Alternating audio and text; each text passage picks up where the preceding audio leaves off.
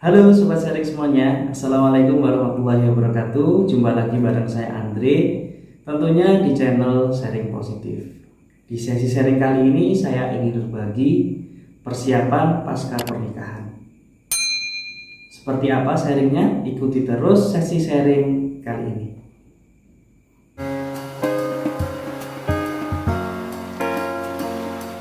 Pasca pernikahan bukan berarti persiapan kita sudah selesai.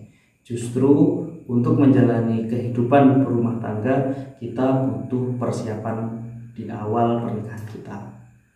Nah, ada 5 hal yang ingin saya sampaikan terkait persiapan pasca pernikahan. Yang pertama yaitu tempat tinggal, yang mana menurut saya ketika sudah menikah lebih baik itu tinggal sendiri bersama pasangan, tidak dengan orang tua atau mertua.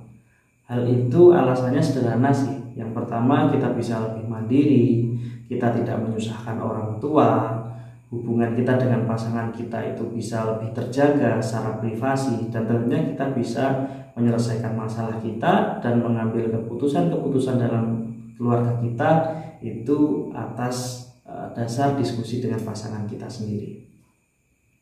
Yang kedua, yang perlu kita siapkan adalah perabotan di dalam rumah.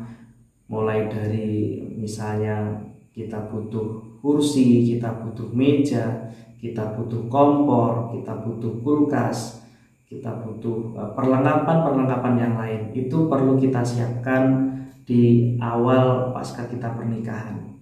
Karena apa? Tentunya kita membutuhkan hal itu, ya tentunya kita membutuhkan perabotan-perabotan tersebut untuk menjalani aktivitas kita sehari-hari. Sehingga kita perlu siapkan itu di awal-awal pernikahan kita. Yang ketiga, persiapan untuk memiliki momongan atau memiliki anak. Hal ini kita tidak hanya sekedar ingin, namun kita harus benar-benar siap memiliki anak. Artinya kita perlu mempertimbangkan biaya persalinan, biaya untuk merawat anak kita, terus kemudian kita juga harus memikirkan apakah kita sudah siap menjadi seorang ibu, apakah kita siap menjadi seorang ayah, apakah kita siap untuk menerima perkataan-perkataan dari orang lain tentang diri kita dan anak kita, ataukah kita sudah mempersiapkan tentang ilmu parenting sehingga kita bisa mendidik dan mengasuh anak kita dengan cara yang tepat. Nah, artinya itu juga perlu kita persiapkan sebelum kita memprogram untuk memiliki seorang anak. Agar apa? Anak kita tumbuh dengan sehat, tidak terlantar, dan kedekatan emosional dengan orang tua juga bisa terjaga dengan baik. Yang keempat, pengelolaan keuangan. Hal ini sangat penting sekali ya sobat saya semuanya. Mungkin sebelum kita menikah kita tidak punya pos-pos keuangan, sehingga uang kita ngalir kita nggak tahu kemana gitu ya. Kita untuk beli ini, untuk kebutuhan pribadi ini, ngasih ini dan seterusnya. Tiba-tiba uang kita habis. Namun setelah kita menikah harapannya kita memiliki pos keuangan untuk kebutuhan sehari-hari, untuk kebutuhan bulanan, untuk kebutuhan pribadi, untuk dana darurat, untuk yang ditabung atau investasi, untuk sedekah, dan untuk kebutuhan-kebutuhan lain. Itu harus kita poskan agar apa?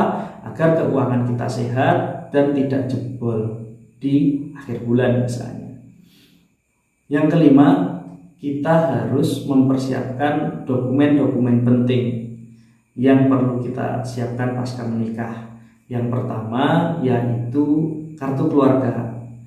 Sebelum menikah kita ikut keluarga orang tua kita, dan pasca menikah kita harus menyiapkan kartu keluarga untuk keluarga kita sendiri.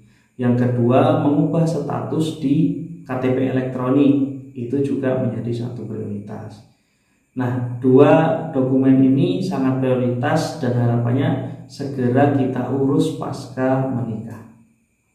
Nah, itulah sobat sharing semuanya 5 hal atau 5 persiapan yang harus dilakukan pasca menikah. Nah, kalau sobat sharing semuanya punya pendapat lain, silahkan tulis di kolom komentar ya. Terima kasih, semoga bermanfaat dan sampai jumpa di video-video selanjutnya.